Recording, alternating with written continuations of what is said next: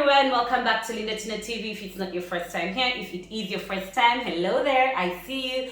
Guys, remember to subscribe and hit on that notification bell so that you are notified when I post a new video. So this video is part of a series of 3 where I talked about moving abroad for love, tips and what you should know, how to prepare yourself. Then I talked about the pros of moving for love. In this one, we're going to be talking about the negatives of moving for love.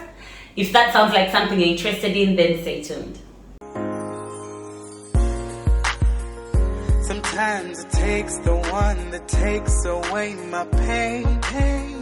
Sometimes the worry goes and I see hesitation, and everyone is trying. Starting afresh. Now it's different when you move for other purposes like say work or school. You already have a startup plan set up, but when you move for love, the only thing you have is your love basically. So you're starting from zero career wise. Maybe you're starting from zero with your education. You're starting from zero when it comes to friends. You don't have a community. The only person you have is your partner, and that can be very difficult.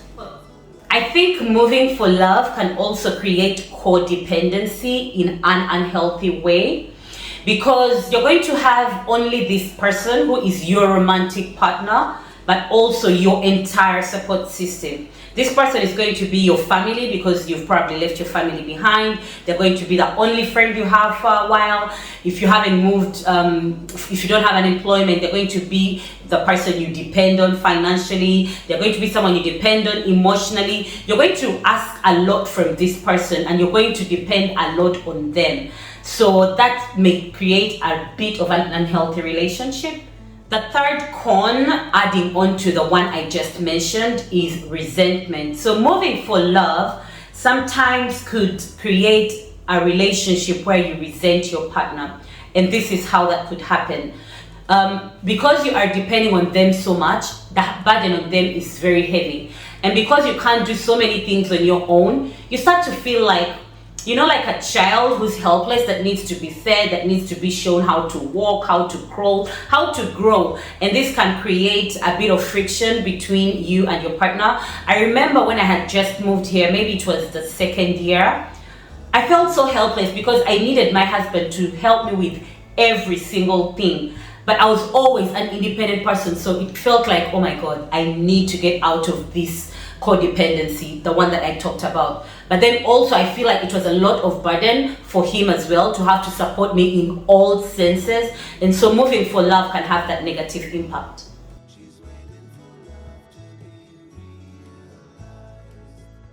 The next one is, if the relationship doesn't work, you may get stuck in this new place.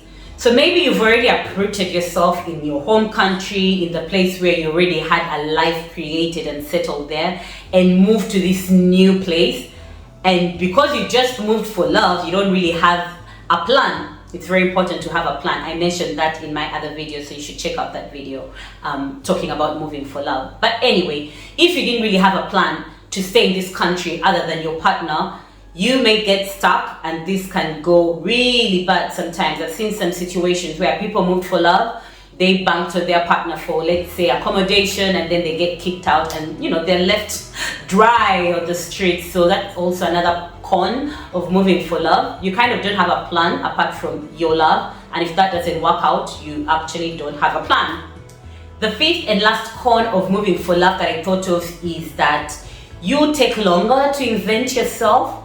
I feel like if you move for other purposes, say for work, for school, or whatever it is that is not dependent on love, you kind of get a quick start to inventing yourself, immersing yourself. But when you have this other person who is supporting you, who is, making you feel comfortable, you stay in that comfort zone for so long, because you're in that love bubble and this person is taking care of you in all senses. You take longer to invent yourself and to start this new life where you have moved. So yeah, that's another point for moving for love. And on that note, I'll end this video. If there's something else that comes to mind for any of you who have moved, leave it down in the comment section, and see you in my next one. Check out the other 2 videos that are part of this series, please. Bye.